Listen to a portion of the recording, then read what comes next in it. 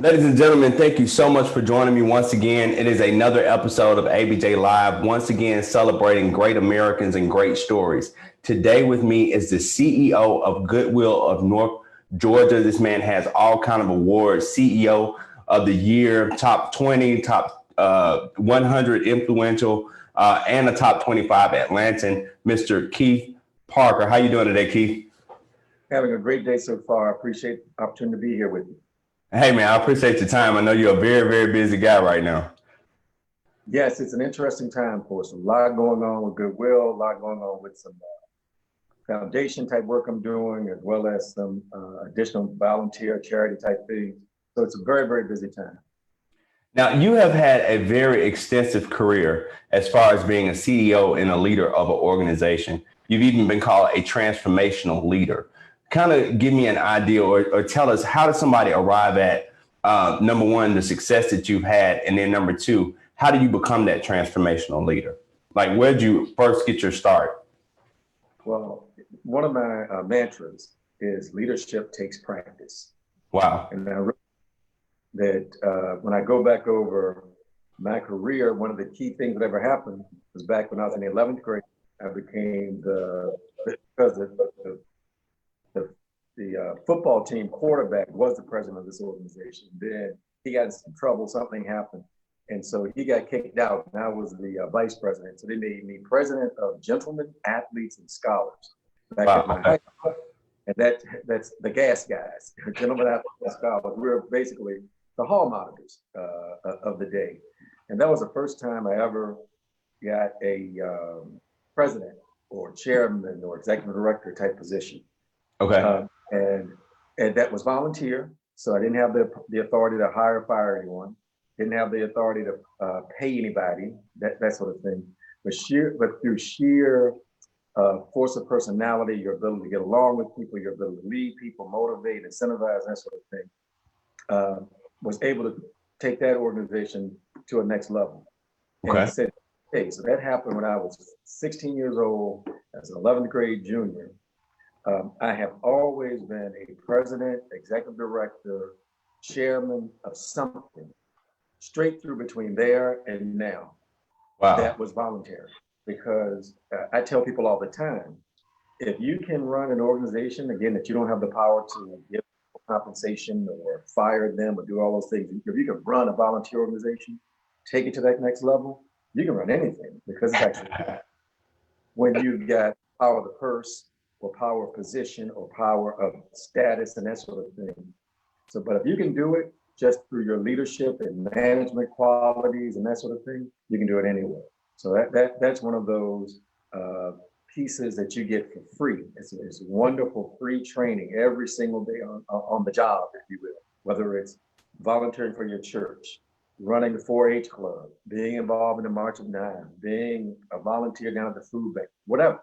But wow. My advice has always been, get in there, aspire to lead it, and then take it to the next level, because all those things are important. Don't join an organization that you're not interested in leading. Join an organization and then get better at it, and it'll give you all sorts of wonderful free training. And that's the way I look at it. I don't do it work. Look at it as free training that others are giving you. Wow. Now, what do you think makes a great leader? There's a whole host of things, but the two most misunderstood and the two that I think are undervalued the most are hearing and humility. Wow. Leaders can hear. Excellent leaders are wonderful listeners. They're probably one of the single greatest compliment of the compliments I've had. One of the single most impactful for me was back when I was in Charlotte and I was leaving. I was the CEO of the Transit Authority in Charlotte.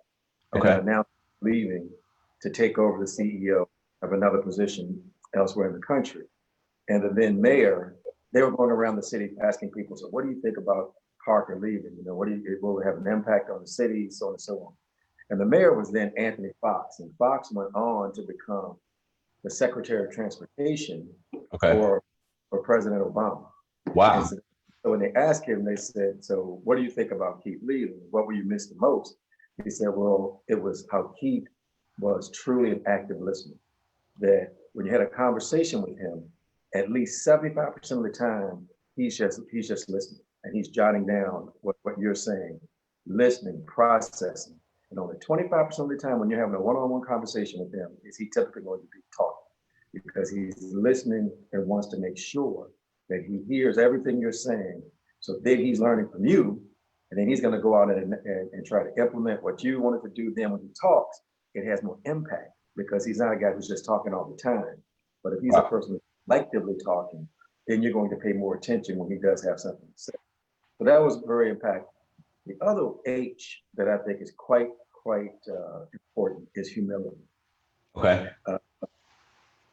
Just think of how many times really smart people have made really bad decisions because of arrogance, because of hubris, because somebody disrespected them in some way, and then they have to sort of get back at them. Or sometimes even less confrontational, you make a mistake, but you can't own up to that mistake, and you do everything you can to hide that mistake. And as a result, a problem that was this small at first compounds because you don't have the humility to step forward and say, hey, I made a mistake. And let's now deal with it, get it behind us, move forward. But I've seen a lot of careers, full careers derailed by people who simply weren't humble enough to admit a mistake and move on. And when you find out, almost always when the guy goes to jail, it's not because of the crime, it's because of the cover-up, because they couldn't admit to making a mistake and then moving forward. So that's one of the other lessons. So I would say, listen well, be humble. Those two things stop you from getting derailed in your career. And who's a person that folks least like at a party? It's the guy who's talking all the time. And who's the person who you don't want in your staff? It's the one where nobody else can get a word in because they've taken all the oxygen out. Wow. So you get invited back. You want to be invited to be around the table, and being a good listener and a humble leader, those two things can carry you a long way. Now, with the success that you've had, I mean, CEO of MARTA, several transportation companies, now CEO of Goodwill, how hard is that to maintain that humility? Is that harder for you? No, actually, it's easier. It becomes easier. One of the guys who I looked up to quite a bit when I was a young person aspiring to do well and so forth, there was a gentleman who had a very rocky career. He had done some really good things, and then he made some big mistakes, and it pushed him back. Then he'd do good things again and fall back. But he used to say a few things, and one of them was, if you're secure in yourself, you can learn from anybody. You're not worried about getting all the credit and all. Secure in your own being, you can learn from anybody. Wow. And if you run, whether it's a mom and pop operation of $15,000 a year, or if you run MARTA, which has $1 billion a year budget, never should you get into a room and think that the guy who's your lowest paid employee can't teach you something. Wow. So it's actually easier to go out and chat with my frontline folks at Goodwill. Always enjoyed going down and riding the buses and trains and hanging out with the MARTA staff and everybody in between. So the folks who are getting the bigger checks in the agency, okay, and the people who make a lot fewer dollars, all have equal contributions they're making to the organization. And as long as, again, you keep that humility about you, then you don't have a problem with admitting that you're wrong, admitting that, hey, that's a better idea than what I had when I walked in the room, and giving that person credit for that idea, because he or she will be greatly motivated to give you even more and better ideas moving forward, if you're okay with sharing the credit with you. The other thing that I see too many people do is simply take themselves too seriously. okay, You can trip and fall, and the worst thing anybody's going to do when you trip and fall is laugh. And the best thing you can do when you trip and fall and somebody laugh with them. Get up, dust yourself off, laugh with them. Not get so bent out of shape when someone parses a word here and there, and you take it the wrong way. I'm not saying don't demand respect, because all of us want that. We all want to be treated. We all want to make sure that we carry ourselves at and we emit a glow of dignity, a glow of respect, and carrying yourself in a manner that I always view it as a manner my mom and dad would find appropriate. You know, that if you're doing that, then it's okay to slip up. It's okay, you know, to have that occasional lapse. And because people forgive you for it. If you're normally a pretty good guy and people enjoy you, and people know that you have their best interests at heart, they'll give you the benefit of the doubt 9 times out of 10, and then take full advantage and make sure that everybody shares in the credit. You know, when you win an award, make sure you're saying we won this. But when there's responsibility to be taken, make sure you say I am responsible. Wow. So those things again engender people to want to follow. Now, you are over the Goodwill of North Georgia, which is one of the largest Goodwill sectors in the entire nation, correct? That's correct. That's correct. What is the pressure like? And also you just mentioned, you know, having $1 billion budget with MARTA. What is the pressure like for a CEO at that level? Is it a lot of sleepless nights or? The most difficult part and the most highly pressured piece is, and I reflect back to President Obama on this. He wrote, and in the book he wrote called The Audacity of Hope, and I've heard him repeat it subsequently, is that when you become CEO, particularly of a large organization, by the time a problem gets to you, that means a lot of very smart people were not able to figure it out. Wow. Okay. Because if a problem, typically when it comes to you, when people are saying, okay, we now need you to solve this, that means vice presidents, senior directors, managers, supervisors, all of them have looked at it and they weren't ready to make a decision on it. So by the time it comes to you, that means typically it is a relatively large problem that requires some significant complex thought and some analysis and so forth. And also, by the time problems like that get to you, there is no completely right answer.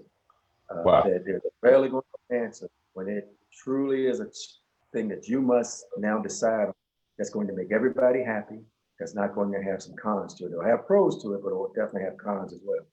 So you as a leader must make these decisions that are unpopular, that you know may hurt some segment of people, that has a propensity of being wrong, that has a high probability or likelihood that it can even be wrong once you make it, that you literally may have data that just right now you get this much saying go this direction, when just 15 minutes ago it may have been saying you go that direction. So those are the tough things about making those decisions, and then the ramifications of your decisions. When you are a frontline employee, you know, and I got my first job working in Hanna-Barbera land at King's Dominion, making slushies. Flushes.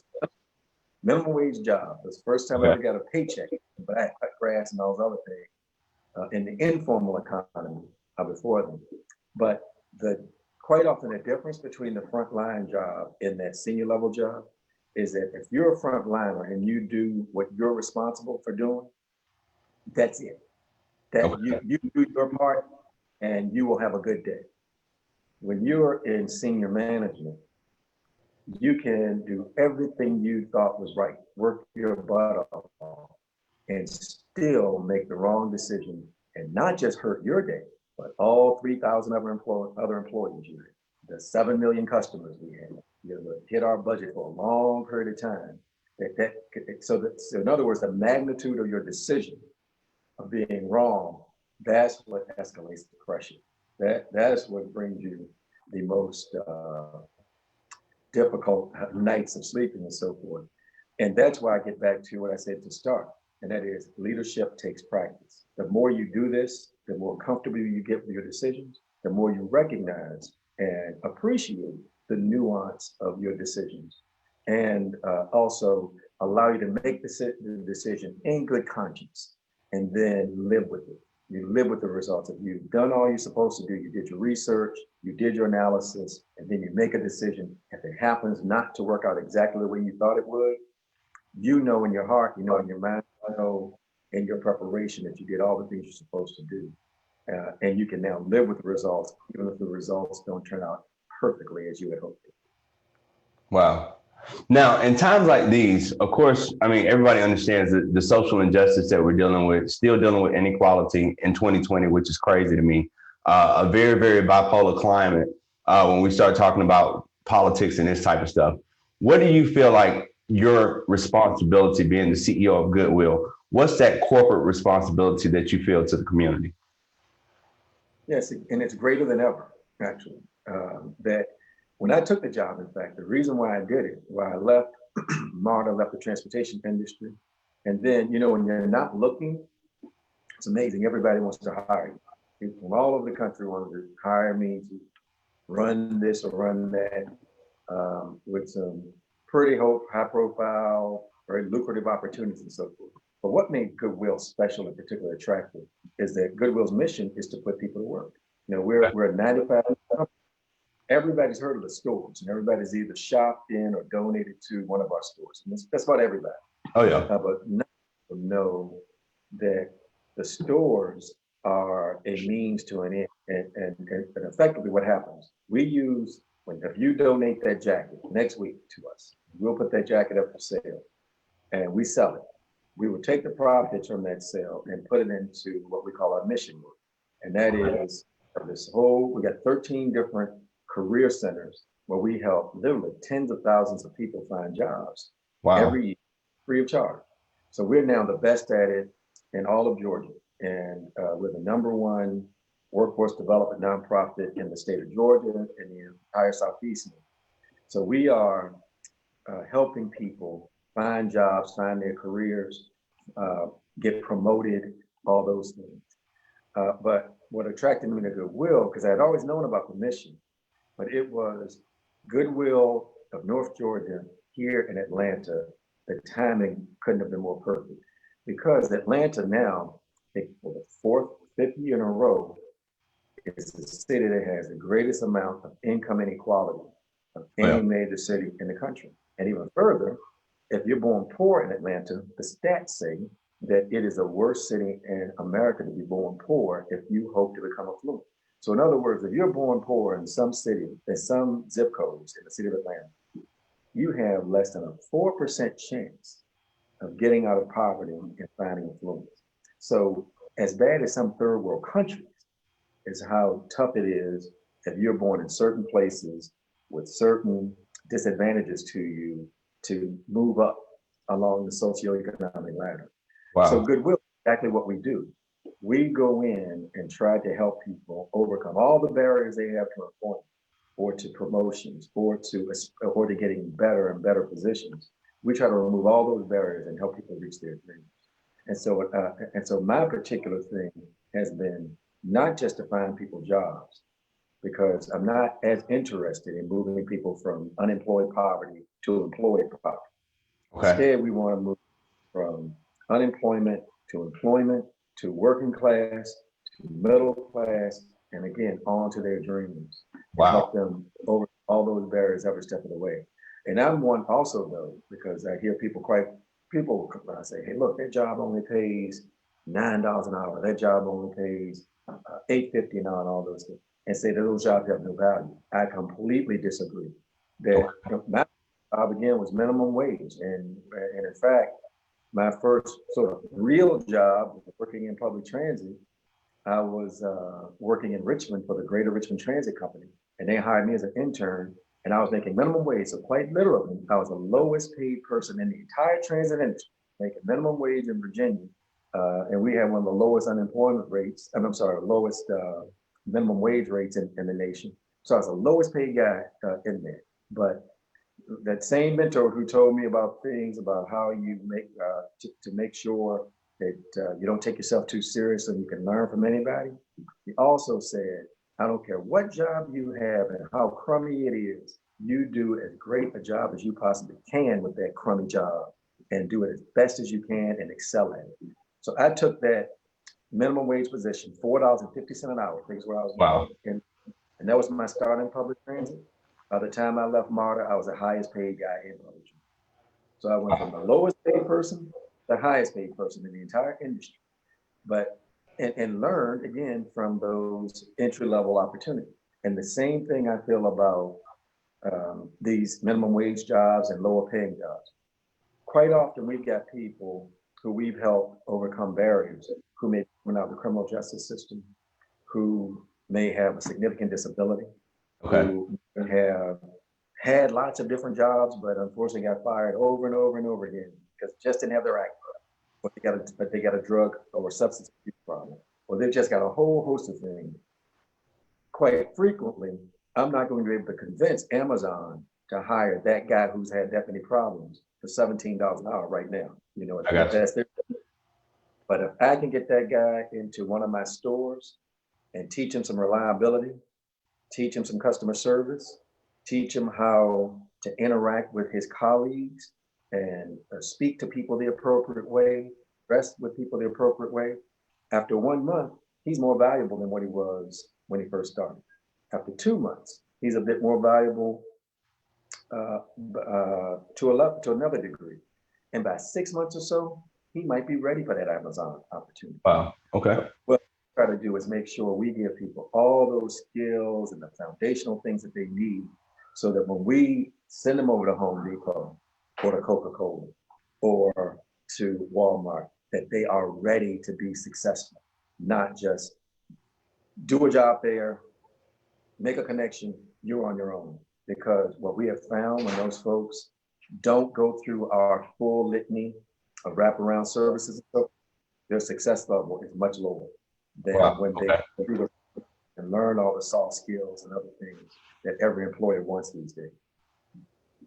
Now, you mentioned that you started from the bottom, working in the transit system, and was able to make it all the way to a CEO position as well as the highest paid.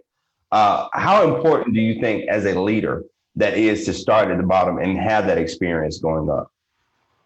There are different ways to pick up experiences. But what I think is more important than, say, doing the job of every person who ends up working in an organization that you're running, it is having respect for every person who is doing a job in your organization and having an appreciation for it. I have seen far too many managers, and I'll call them more managers than leaders, but I've seen far too many managers who think because a person doesn't have a certain educational background or because they don't have titles perhaps, that they don't need to listen to those folks. And you can make terrible decisions not listening to your front line. I mean, just terrible decisions. They're part of what we do at Goodwill, and one thing I always done at Martin as well was we have internal and external town halls. So on the internal side, we create streaming opportunities so that every single employee has a chance to interact. And during COVID, it's become even more important because we all can't get in a room together the way we sometimes have town halls. But now we will have a town hall, for example. We were doing them when we first decided to shut down the stores. Every week we're having these, so employees could type in their questions and send them to me right on the spot. And so the first week we had 500 questions. So we were 500 questions in front with ideas, questions, thoughts, complaints, pats on the back, all those things, and we addressed every single one of them. The ones we couldn't get to during the broadcast, we answered later. But I also believe in doing that externally. While I was at MARTA, we did an average of 200 public meetings a year, me personally. I did those. And our audiences typically range from 50 upwards of 200 people. So by the time I actually left MARTA after my 5 full years there, I had in face-to-face fashion where I was either presenting to a Rotary Club or a Chamber of Commerce or a state group, the state Senate or the state House or whomever, more than somewhere in the neighborhood of 75 to 100,000 people had seen me personally give a message about MARTA.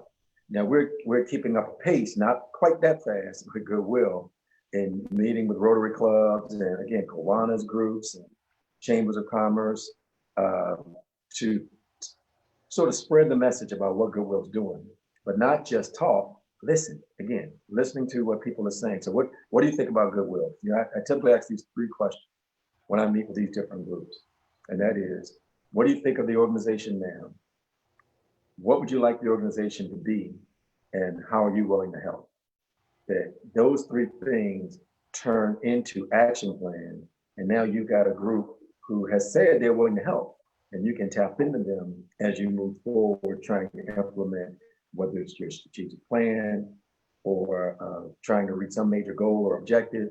Now you've got a group who's more in tune with you and more, I'd say, view you more valuably because they want to see you succeed now because you're listening to them. You're following up on that piece of advice they gave you.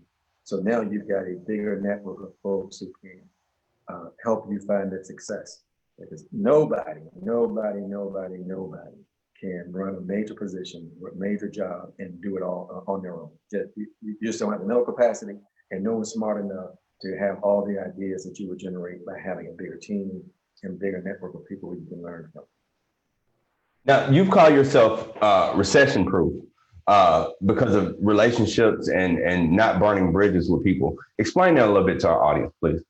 Yeah, I used to give a talk quite frequently, in fact, in transportation. I've given it quite a few times around the world. But just as importantly as being a guy who's really knowledgeable about being a technician, being a specialist, and I was like, people have to know who you are, and people have to know that if a position comes up to run a major transit authority or to run a major nonprofit, that Keith Parker's name's going to come up. And why?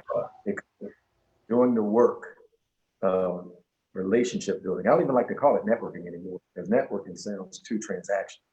It's relationship building. That you're building up people who know you, who know your skills, who know what some of your aspirations might be. Conversely, you're doing the same thing with that person. You know, one of the things I'm most proud of is the number of people have helped move along in their careers. You know, that when folks call me and say, hey, look, I just need 5 minutes to tell you about something I'm trying to do, I almost always give them that 5 minutes. Wow. So, because I want to help them and I want them to do well. I want them to reach their dreams, whether it's to be, because for some folks, the dream is to become a bus driver at Model or rail operator. That's the dream, and they work very, very hard to get there. For others, is to become the CEO of a major transit mayor or to become a senator, whatever. And I've helped people actually reach all those things. Wow. And trying to help those people reach their dreams. Again, you're listening, hearing them, they're hearing you, and now we are going to be in a mutually beneficial type of relationship. Again, networking sounds, too transactional. So going back, remember when I said that my first job was this minimum wage position in Richmond? I got that job through relationship building. I was in graduate school, and I was president of the Urban and Regional Planning Student Association. So it's another one of those presidencies, as I mentioned to you. Okay. I was president of that association, and my vice president had the internship that I eventually got before me. And so she recommended me for that position, that internship that got me into public transit for the first time. From that position there, I have never actually had to apply for a job since. And that was as a graduate student. That in every other job, including Will now, Marta before that, CEO of the San Antonio Transit Authority, CEO of the Charlotte system, CEO of the system out on the West Coast, and other major positions, I've never actually had to call a headhunter and say, hey, look, would you please consider me? That in every case, somebody else recommended me. Somebody who knew me, knew my story, knew my skills, knew some of my aspirations. They made that call for me. And then the headhunter called you saying, hey, look, we've got this opportunity. Would you be interested? And that comes from, again, relationship building. You're the smartest dude the world's ever known, but nobody knows it. Or if they know you're a smart guy and know you're pretty good, but would never recommend you for anything, then that puts you further behind the person who has those types of relationships and has a network of people out there who are saying positive things about them. Wow. Now, you've also said, try something different. What is that philosophy in your life? Yeah, that's about stretch. There's some, and again, this isn't for everybody. And I'll be the first to say that there's absolutely nothing wrong with the man or woman who goes to work for a company when they are 18, 19, 20, 25 years old, and work there the rest of their lives, and get some promotions and so forth. There's great levels of fulfillment that you can get out of that. And you might love it, and you love the community you live in, and you love the town you live in, you never want to leave. And there's absolutely nothing wrong with it. For me, I always wanted to be on a faster track than what staying at the same organization typically affords, because normally you're going to reach a point where the only way you get promoted is if someone dies or someone leaves, something along those lines. That did not want to do that. And then again, I like seeing something new and trying to bring order to chaos. That's what drives me, is jumping into seeing something that's somewhat messy and cleaning it up, bringing some structure to it. But that brings with it, some added challenges. But I enjoy that. So when I walk into a room and people are seeing me for the first time and I'm getting to know them, that gives me a level of energy. Let's now get this group of people who don't really even know each other. Let's now try to turn them into a team, and they'll turn that team into a broader team throughout the organization and get it broader and broader. And that gives me a great deal of satisfaction of tackling something new. And always the thing that I try to do, whether it was in entry-level positions or senior management level positions, make the place better than what it was before you left. Wow. And Jim Collins in his book Good to Great talked about level 5 leaders and level 5 leadership. And that's one of the key components of level 5 leadership, and that is making the place better than what it was when you got there. Wow. And that's something I've certainly planned to do with Goodwill, and I think, knocking on wood, but in all the positions I've had the great pleasure, honor, and blessings to lead, I left them much stronger than when I came in. Well, I told y'all we're going to keep you all day. So our final question, what would you tell so many of us young entrepreneurs and young aspiring CEOs, what would you say would be that main key or that main advice that you could give somebody to really help them? I'd say a few things. One, you don't have to be the smartest person on every topic to be the leader of the organization.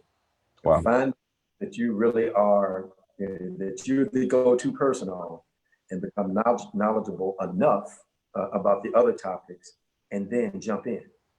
Far often, too many African Americans, for example, wait until they think they think they have to keep waiting until they have this thing perfected, and you wait forever for that. Wow. And I can tell you, like Colin Powell would say, almost 100% of decisions should be made with somewhere between 60 and 80% knowledge.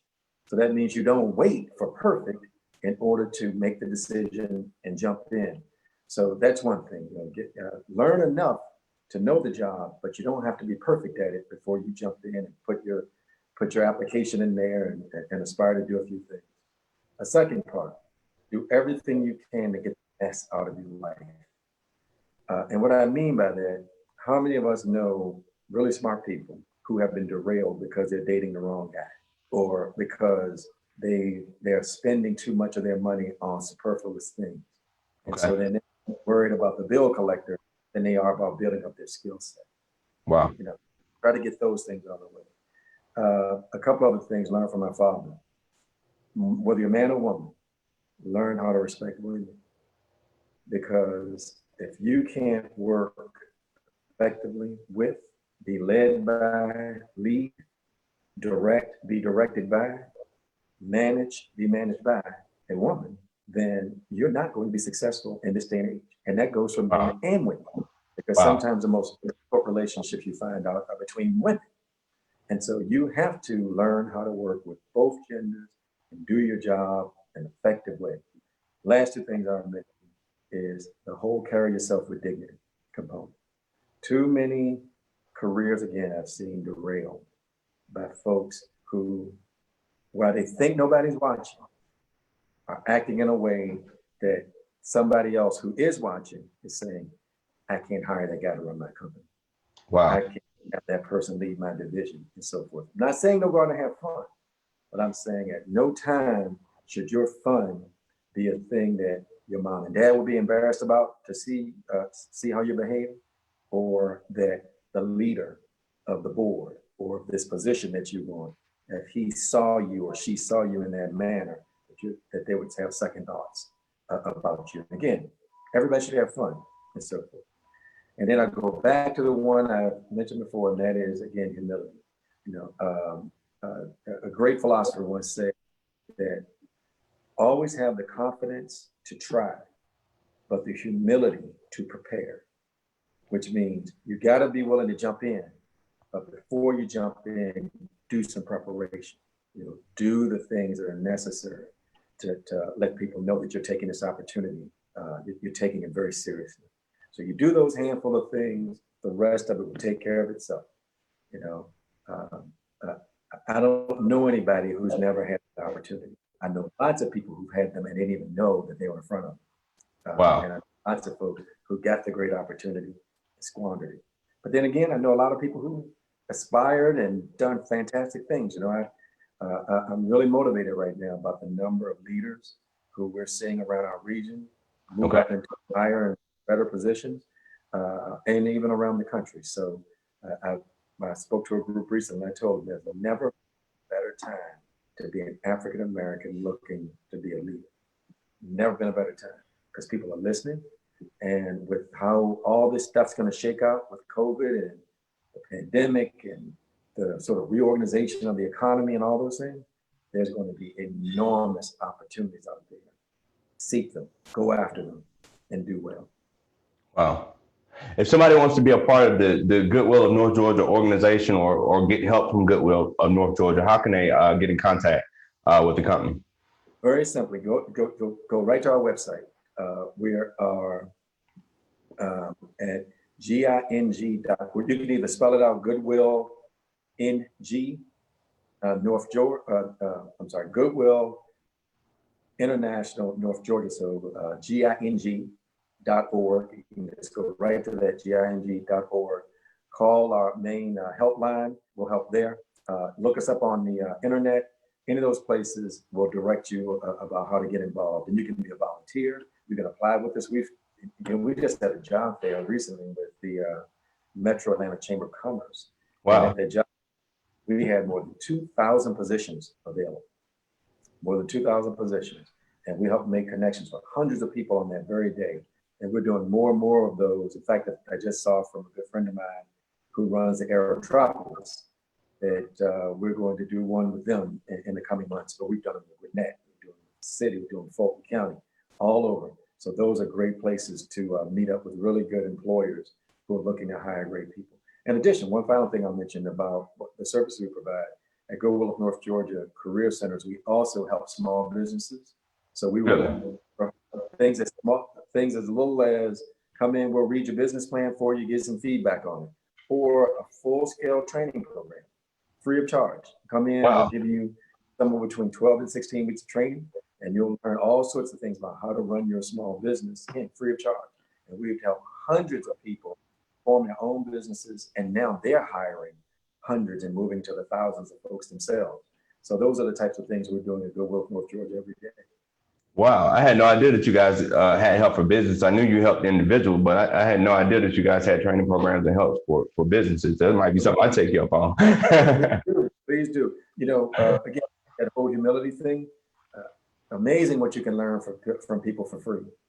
Some of the folks are out there writing $30,000, $40,000, $50,000 checks for degrees and for training programs. There are people out there doing some of those great things for free for you. Just take a look. Well, thank you so much for your time today, Keith. Like I said, I wasn't going to hold you all day, but thank you so much, man. You've been so inspirational. And ladies and gentlemen, thank you for tuning in and watching this interview. If you want to learn more about Keith Parker, he is on the cover of ABJ Digital coming out in August. We will be launching the issue and we'll make it available for everyone online. And it's our digital issue and it's our brand new publication. We're so proud of it. And Once again, Mr. Keith Parker, Transformational CEO, is on the cover of it. So thank you so much for today. We thank you so much for your time, and you enjoy the rest of your day. Peace and love, my friend.